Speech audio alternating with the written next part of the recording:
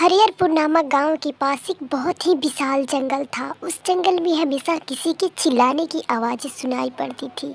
एक बार की बात है, मोटू और पतलू एक साथ बैठकर कुछ बातें कर रहे होते हैं। तभी मोटू कहता है, अरे यार, मुझे तो बहुत ज़ोर से भूख लगी है, चलो कुछ खाने चलते हैं। तभी पतलू कहता है, अरे मोटू, तुम तो हमेशा खाने के चक्कर में पड़े रहते हो, चलो अब खाकर ही आते हैं। और उसके बाद मोटू और पतलू एक छोटे से ढाबे में जाते हैं।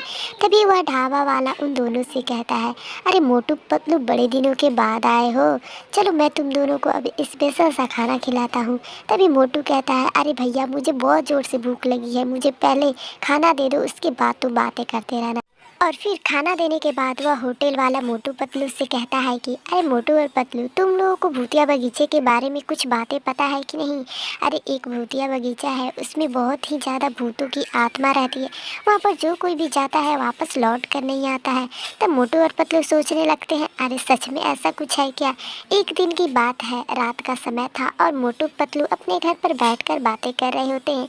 तभी उन दोनों को उस भूतिया बगीचे की बातें याद आती है और मोटू कहता है, अरे पतलू, मुझे भी उस भूतिया बगीचा की यादें देखना है कि कैसा है वह भूतिया बगीचा।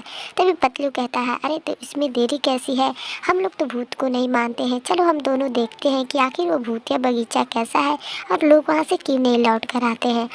तभी मोटू और पतलू भी उस भूतिया बगीचा में पहुंच जाते हैं और उन्हें भी डरावनी सी आवाज़ें सुनाई देने लगता है, जिसके बाद वे दोनों डरने लगते हैं।